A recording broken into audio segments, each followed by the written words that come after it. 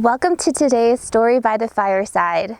Today's cultural programming will include storytelling from Christy Chapman from Zuni, Pueblo, Shannon, Romero, Cochiti, Kewa, and Zuni.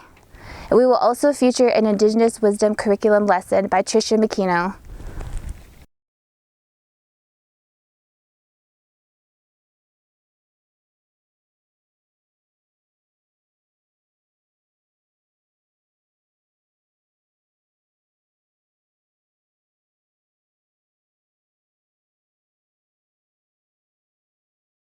Welcome to Stories by the Fireside. I'm very happy to be here with you this evening and share for you a story that I wrote for my mother when I was a little bit younger. Now my family, a little bit about my background. My father's side comes from Cochiti and also Santo Domingo. My mother's side, she comes from the Navajo Nation. So storytelling, many cultures and many tribes share storytelling traditions. Sometimes stories are told in different ways, depending on where you live. And so this is the story that I wrote called The Coyote and the Three Bears. Now, coyote is a very important part of our storytelling traditions when we talk about animals. The coyote's role is really an important one. He teaches us what not to do by doing some of the naughty things. And so by learning what Coyote's doing, we learn what not to do in life. Once upon a time, not too long ago, there lived Coyote. Now Coyote was known as a trickster, and he was always getting into mischief. One day, Coyote was sleeping under a sagebrush when all of a sudden, he was awoken by this wonderful smelling aroma coming from the Three Bears' hogan. Now the coyote wakes up and he's like, that smells so delicious. I wonder what that smell is. So he starts looking and he starts looking and he notices that the bears have a little fire coming out from their chimney. So he gets a little bit closer and he gets a little bit closer and he watches the bears. Now in the bear's home lived Father Bear, Mother Bear, and Baby Bear. Father Bear was busy out at the wood pile, chopping wood for the night. Mother Bear was busy preparing a meal, and Baby Bear was playing stick games, which is a traditional winter game. Mama Bear had been very busy preparing the night's dinner. When it was finished, she said to Baby Bear, "Baby Bear, let's go get Father Bear out in the wood, by the wood. Take along this pottery and we can gather some water by the stream for dinner." So they make their journey off to the woodpile to get Father and tell him to come home for dinner. What do you know? All of a sudden, the coyote notices that the bears have left their hogan.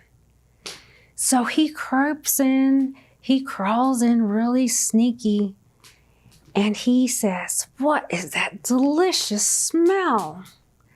Which was mutton stew and fry bread cooking on the stovetop. Mother had also prepared 3 bowls to cool down on the table. There's a big bowl, a medium bowl, and a small bowl. Coyote then thinks to himself, "I'm sure my cousins the bears wouldn't mind if I tasted some of their delicious food, just so I can be sure that it tastes just right."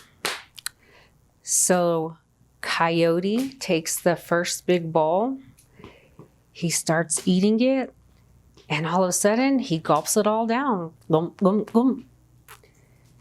He says, "That was much too salty. I think I'm going to try this other bowl right here." So then he goes to the next bowl, which is Mother Bear's bowl.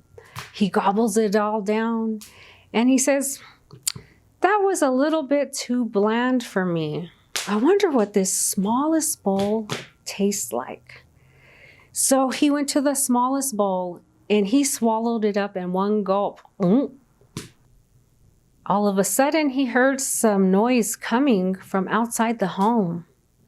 He knew for sure that was the bears coming back to the house. He knew that if Papa Bear caught him in the home, Papa Bear would for surely be mad and maybe even eat the coyote. The coyote tried and tried with all of his might to escape, but he couldn't move because his stomach had become so big.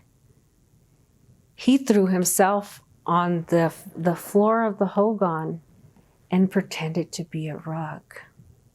The next thing you know, the bears open the door and they notice that all the food is missing. Papa Bear also notices that they have a new dirty rug on the floor.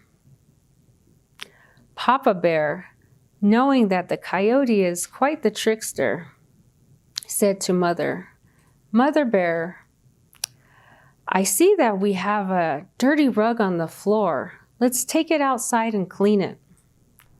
So Papa Bear, he grabs Coyote, he takes him outside, and he shakes him out as hard as he can. He then hangs him on the clothesline and starts beating the rug so that all the dirt comes out and cleans it. And wouldn't you know that sometimes at night, you can still hear the coyote howling, "Ow!" because the bears left him up there and never took him down. That was the story of the coyote and the three bears. And the coyote gives us examples of what not to do, not to be greedy and not to steal. He teaches us how to maybe ask for something if we need it. We also get a little laugh at the coyote's expense. Thank you for joining us for this story.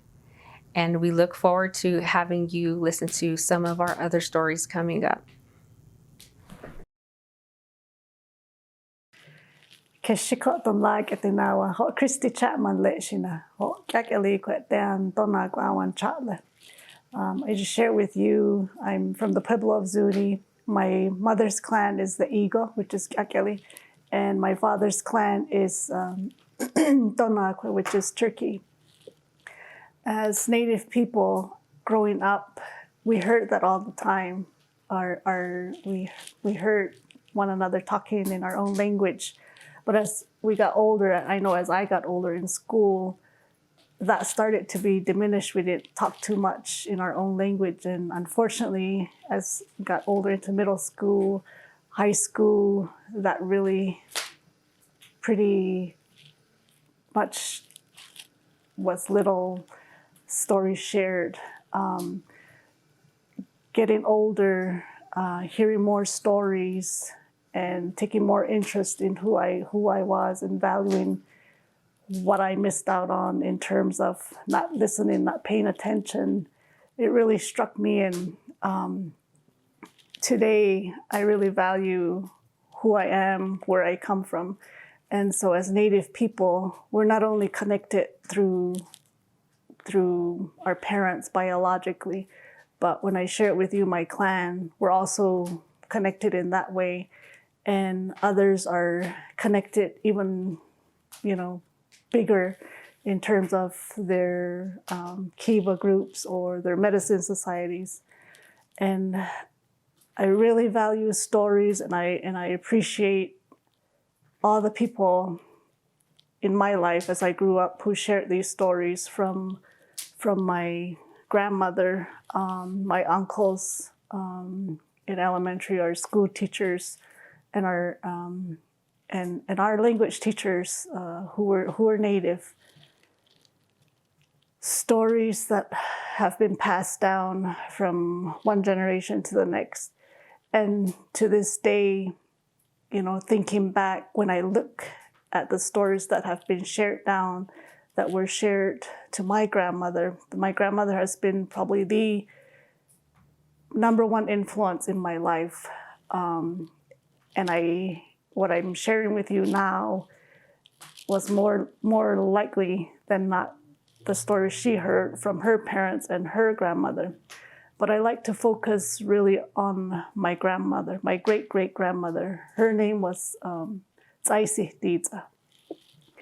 Tsaisihtiza, she and her husband, Bawikati, they raised 7 kids that I know of in terms of who I know as my other grandpas and my grandmas. But what's really important with why I want to share these stories that I've learned from my childhood is they shared their knowledge, their wisdom to my grandmother and her siblings. They taught them how to be self-reliant with what Creator gifted them. Both of my great-grandparents were our first professors. They knew how to take care of the land, to use the materials that Creator gifted them, and to hand stories down to teach the values that we hold as Pueblo people. And with that, when we share stories, we are who they prayed for, and we are those gifts that they prayed for. And by continuing to share stories now and to our young and to others, we're sharing our values, our ways of life, our laws, our customs, and our ways of being and doing. And so with that, I want to share with you all today 2 stories. One that I've heard throughout my childhood and just throughout life. And again, when the stories were shared with me, they were shared in Zuni. So though I speak Zuni, there are still some words that are pretty old that sometimes I might not know how to pronounce them. And there are places within Zuni that are named, but they can be very difficult to say. So I am going to provide a redacted English version. So this is the story of the Zunis crossing the river and the children. So this story is told as part of the migration story.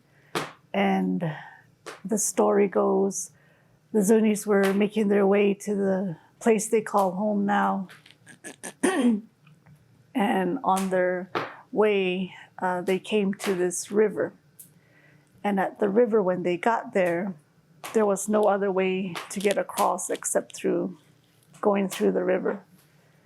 So they were instructed, you guys are going to have to cross this river.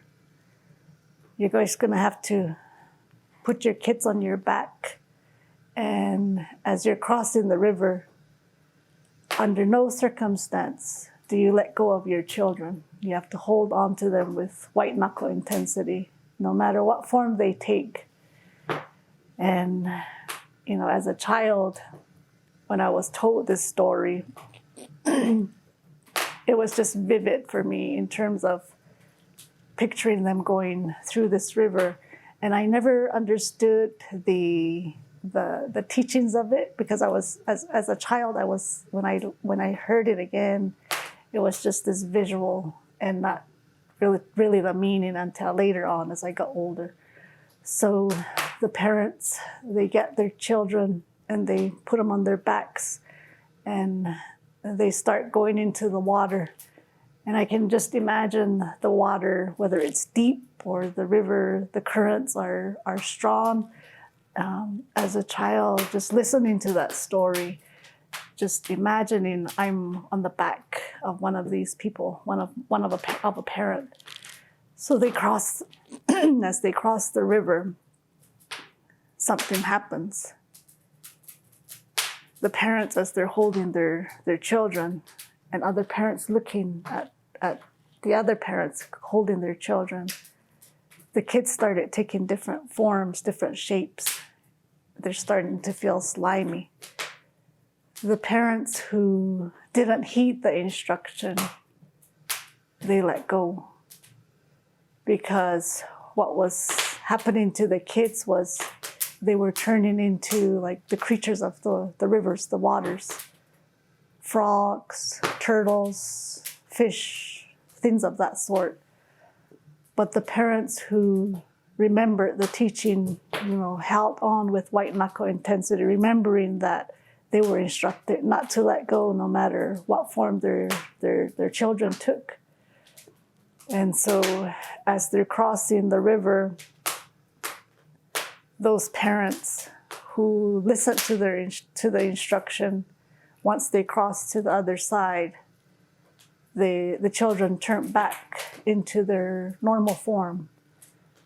The parents who let go, unfortunately, they lost their children. When I say lost, they lost them in their human form.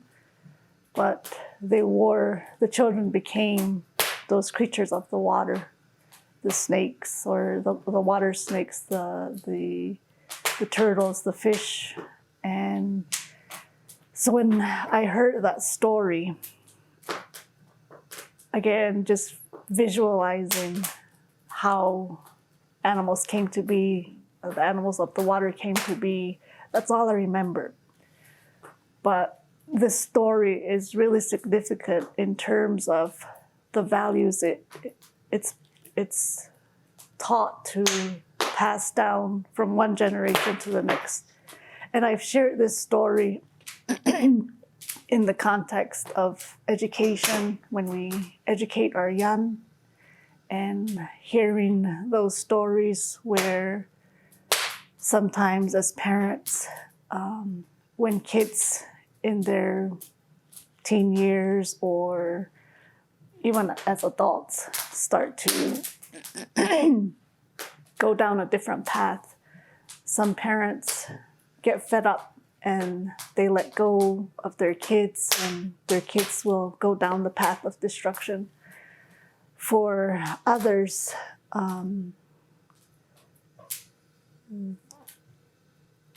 when they're not taken care of, again, their kids are lost.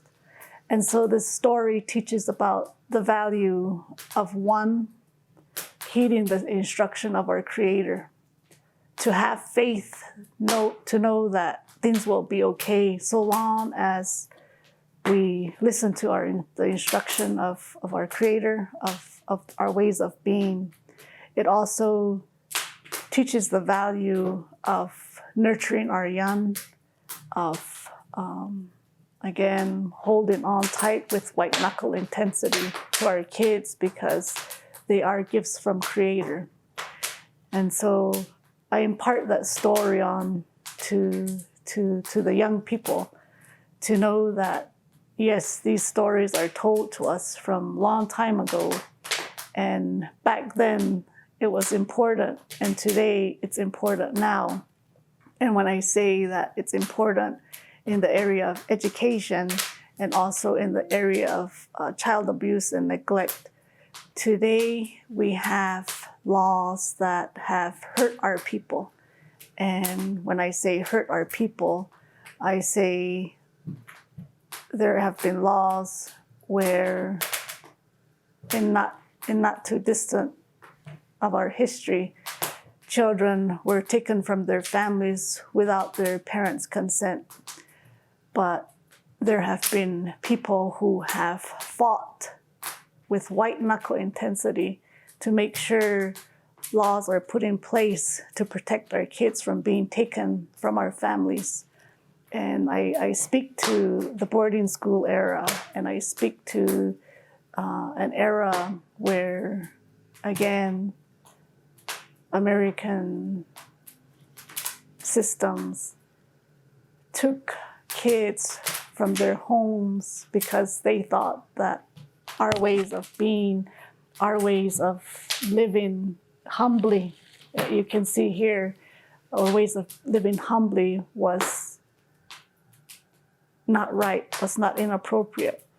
But what they didn't see was we as Native people have so much richness that as I explained earlier in my introduction, we're connected not only to our biological parents, but clan-wise.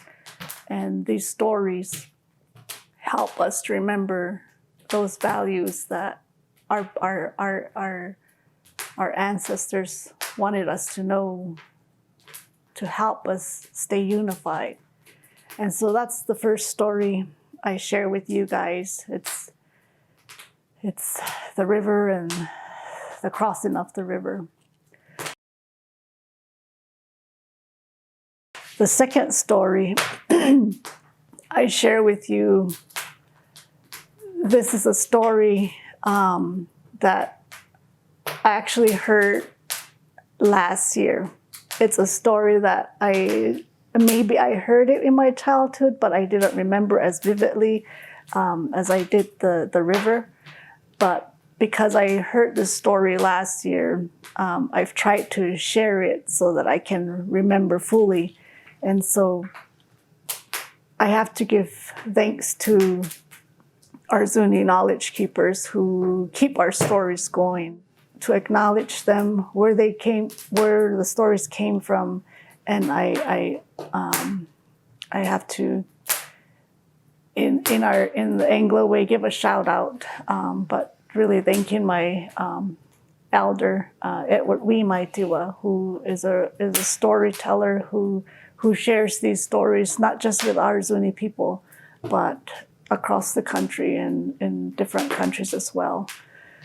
So this is the story about the preoccupied mother.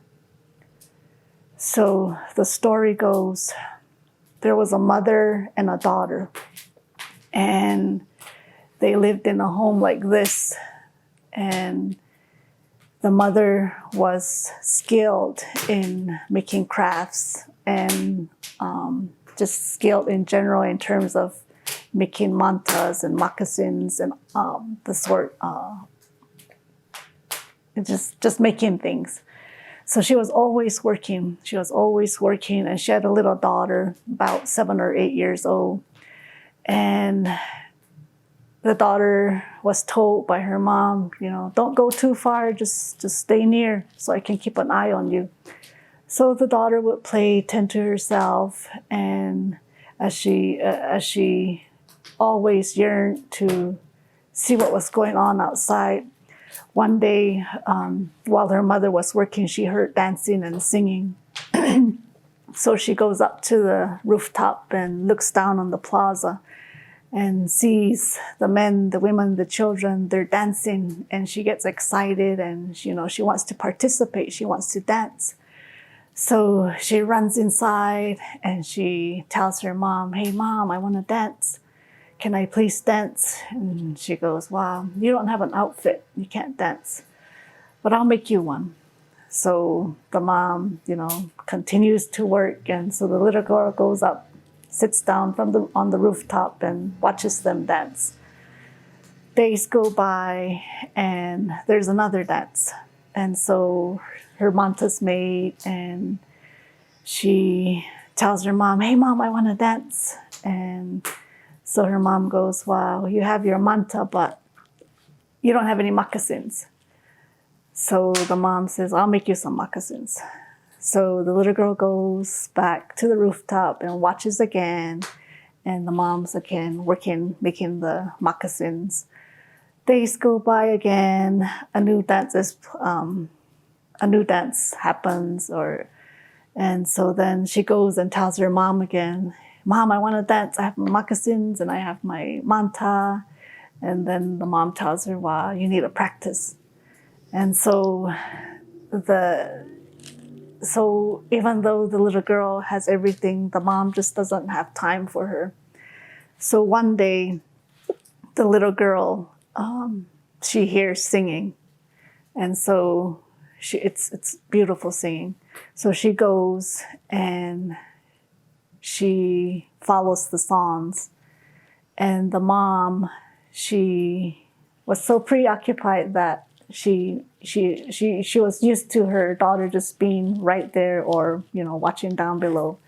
Well, the day had gone by and she called out her daughter's name. And the daughter, before she went to go find out where this music was coming from, where the singing was coming from, she told her mom, Mom, I hear this music, I hear this singing, can I go check it out?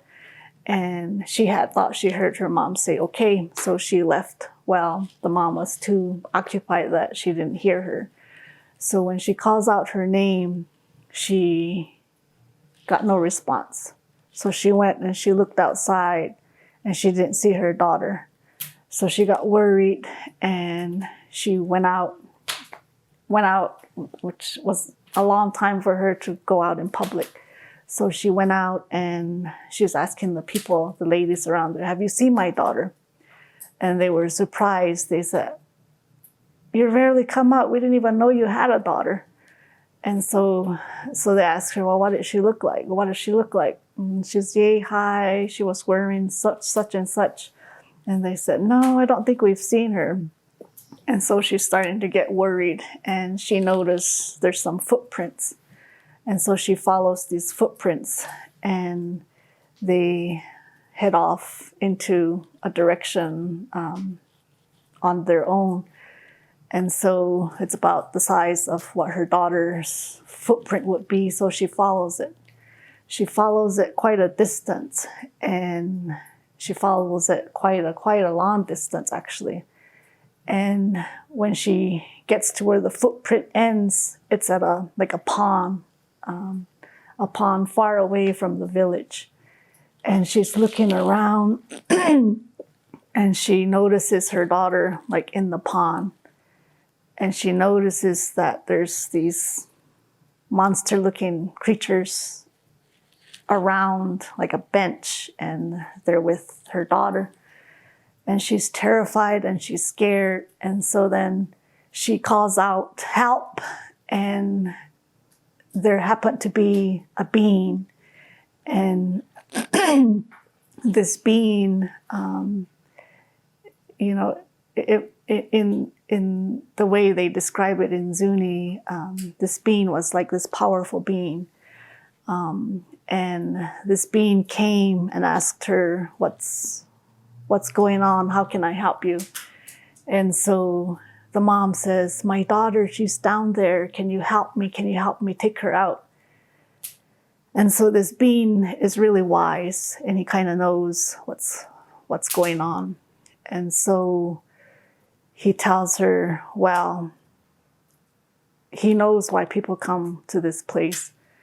And he tells her, it's going to be hard to get her back, but I'm going to try. I'm going to give it all the strength that I have, because they too are strong. And so he reaches down into the pond and he's able to grab her and he pulls her out. And the little girl was surprised that her mom was there. And the little girl tells her, I was having a good time down there. Why did you pull me out? And so the mom, before the being had pulled the daughter out, he kind of explained to the mom again why that place is there. And he had told the mother, if I pull her out, you have to promise to pay attention to your daughter, to give her your time and to teach her things. And she remembered. And so when the being pulled out the little girl, the mom was, happy to see her daughter again. And so the daughter said, I was having a good time. And the mother told her, they had to get back home. They had to get back home, and that she would mind her and listen to her and give attention to her. And so as they were going to go, the being said, remember your promise. And because the sun was starting to set, she hastily said, okay. And so she and the daughter, they started going. But because the sun was setting, the mother kind of started to go fast. And as the daughter, of course, she's like 7 or 8-ish, her stride was not as quick as the mother. So the mother kind of took the lead, and she's kind of probably like running. And the daughter was getting tired, and she goes, "Mom, wait, stop." And the mom, still going, "Hurry up, we gotta go, it's getting dark." And the little girl stopped. She stopped, and she was thinking, contemplating, do I want to go back to my mom where she's always doing something, always in a hurry, or do I want to go back? And so as the mother kept running, she kept running, and she didn't hear her daughter's footsteps. And so she says, "Hurry up, come on, let's go." And when she didn't hear her daughter's footsteps, she stopped to turn around, and her daughter wasn't there. So she stopped, turned around, ran back, and saw her daughter's footsteps return back towards the pond. So she ran as fast as she could, got to the pond, and cried out again for help. And the being came back, and she asked him again, "You gotta help me." She's down there again. And the being saw that the little girl was back down there with these monsters. And he told her, "I'm sorry. I'm sorry. I told you, you have to mind her. You have to give her attention. Because you didn't do that. They're more stronger now, and they're going to keep her." So that's the story of the preoccupied mom. And when I heard that, it really kind of hit me, because sometimes as a mother in our time right now, and in that time when it was told, we can get too involved with our work and not pay any attention to our kids. And like the story of the crossing of the river, when we don't pay attention to our kids, when we don't nurture them, they're going to go off and find those things that are going to fill them up with what they think is joy. And so these stories are important. Yes, we can hear somebody say to us in the English way, pay attention to your kids or mind your kids. But when you share it with a story, it's more vivid, it's more visual. And these are, I guess, our ways of, again, sharing our values through stories to teach us who we are, how Creator made us to be, and Creator's love for us is just as important as a parent's love for our children. And so with that, I impart with you those stories, and I hope that you can share these stories. And I know the stories that I've shared with you might not be the exact version that's shared in the Zuni language, but the important thing is knowing that stories teach us who we are, our ways of being, our laws, our traditions, and our customs. It's who Creator made us to be. We're all different, yet we're all the same, and we're loved by our Creator. And lewe.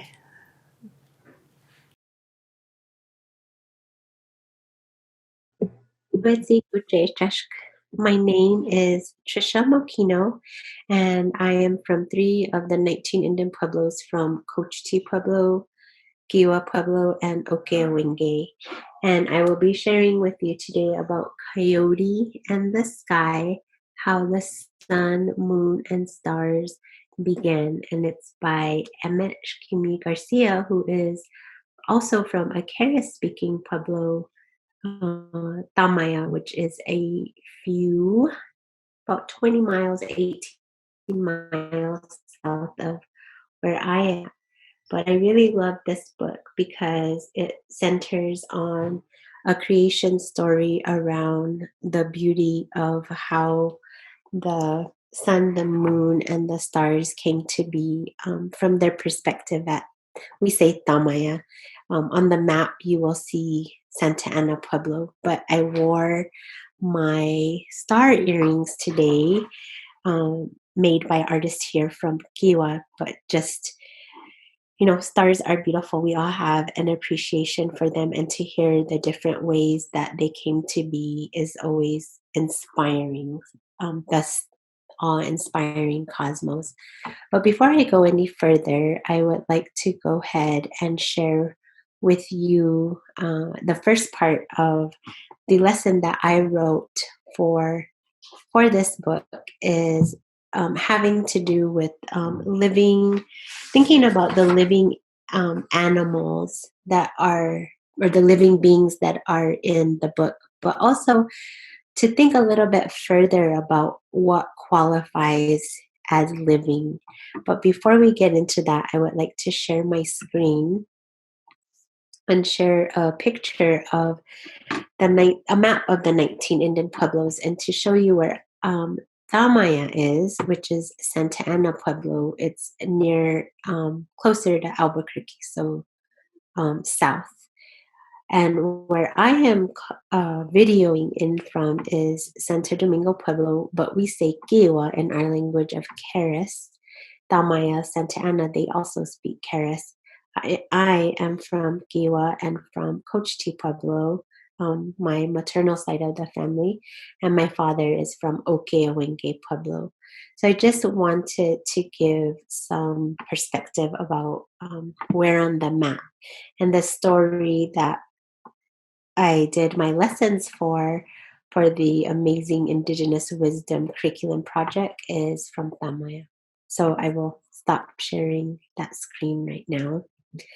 And I will share another screen. That way we just have a little bit of reference, which comes from the Indigenous Wisdom Curriculum. And so some of the values that come out of this particular lesson, and it's the first one in the series, is thinking about faith and the importance of faith, the importance of spirituality, the importance of balance. And one thing I would also add is the importance of language, because the way things are described in English does not always equate to how things are described in our Indigenous languages, in this case, Keres. And so that is the language that of Emmett Shkimi Garcia's, his name Shkimi is in Keres. So as I understand, you guys will have already heard this tale, so I'm not going to read it to you all. But first and foremost, one of the beautiful things about children's books, and I love children's books, and having read with my own children, is this book. And we read for enjoyment first. And this particular book I've also retold to my own children and nieces and nephews in Keres. But one of the things that I want us to think about, or a lesson that comes out of this book, is what are the different living beings that we see through this book, but also what categorizes something as living. And in English, often what categorizes something as living is that they somehow eat. So with plants, right, we know that plants also eat, they drink, they need water. plants, like animals, they need sun. So eating, the sun, breathing, there's an aspect of that is breathing. Well, that's also considered living scientific wise. But something that we also want to think about is that in our indigenous languages, we don't always, what we consider living might not always be categorized as living in the English language. And so part of that reason is because English is a noun-based language, and many indigenous languages are verb-based, and our Keres language is a verb-based language. And so I just want to make that distinction a little bit, just because what we are going to assess as what is living is more towards like English science perspective of what is living, but I don't want to leave out what in the book Braiding Sweet Grass, Robin Wall Kimmerer talks about that in our indigenous languages. She says, to be a bay holds the wonder that for this moment the living water has decided to shelter itself between these shores, conversing with cedar roots and a flock of baby mergansers, because it could do otherwise, become a stream or an ocean or a waterfall. And there are verbs for that too. To be a hill, to be a sandy beach, to be a Saturday, all are possible verbs in a world where everything is alive. Water, land, and even a day, the language, a mirror for seeing the animacy of the world, the life that pulses through all things, through pines and nuthatches and mushrooms. This is the language I hear in the woods. This is the language that lets us speak of what wells up all around us. And so she calls that the grammar of animacy. And I think it's important for our children to know that even though what's considered living in one language may look different in another language. And our children should know about that there's more than one worldview other than English. So I just wanted to point that out. And so going back to our book and the lesson, in the lesson we have, and I don't want to make anybody dizzy, so I'm going to stop the share and I'm going to scroll to that page because I don't want to make anybody dizzy, and then I will share my screen again. But in the lesson, you will find this sheet, and it's called Living Things in Coyote and the Sky. And it says to draw as many living things from Coyote and the sky as you can. And why are they considered living? So if you want to just flip through the book, and let's go ahead and we can flip to maybe on page 9, and we can just ask the children that you're working with, whether they're in your classroom or in your home, or maybe you guys are doing this lesson, maybe you all are doing this lesson outside. But what are the living things listed or that we see in this picture? And I see the coyote, I see the rabbit, and I think that's a duck. And those beings are all considered living because they eat, they drink, they need the sun, they breathe. And so in English and in scientific terms, those would be considered living. And those are all animals or beings that can be drawn right here. And so let's turn to another page and see what there is. And on page 10, I see some more beings that are considered living. I see an eagle. I think that might be a raccoon. I see a deer. I see a bear. I see a frog, and I see ants. Those are all beings that are considered living. And in English, the scientific classification goes even further. So ants would be considered insects, which are another kingdom.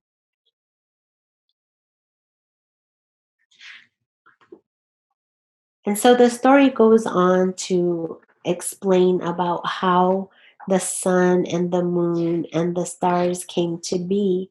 And I want to connect that back to the idea of what can be considered living can look differently in Indigenous languages as well. And so, in addition to just putting the animals right here, it begs the question that we might want to ask, in Indigenous languages, would the sun, the stars, and the moon go here too, especially because they're so revered? That's part of why we called this lesson the awe-inspiring cosmos. And that will be up to you all to determine what you decide to put in this list. But I think always it's very important to remember to teach our children, not just our own Indigenous children, but all children, that there are other ways to think about what's living and what's non-living, and that they are all worthy of respect. And so I want to thank everyone for joining me in this lesson today. I encourage you to look at the other different lessons and this book. And there's so many different kinds of lessons that I probably could make up 10 more lessons, 20 more lessons just, to do with this book. It's a beautiful, amazing book. And I'm so glad that Emmett was able to write this. So thank you for joining me today. And I encourage all of you to learn more about the important work of the Indian Pueblo Cultural Center and about the Indigenous Wisdom curriculum. Thank you. Mitra. Thank you for joining us in our Stories by the Fireside. Please join us next Saturday, December 19th, for our winter solstice celebration and our special guests. Many blessings to you and your family. Stay safe this holiday season.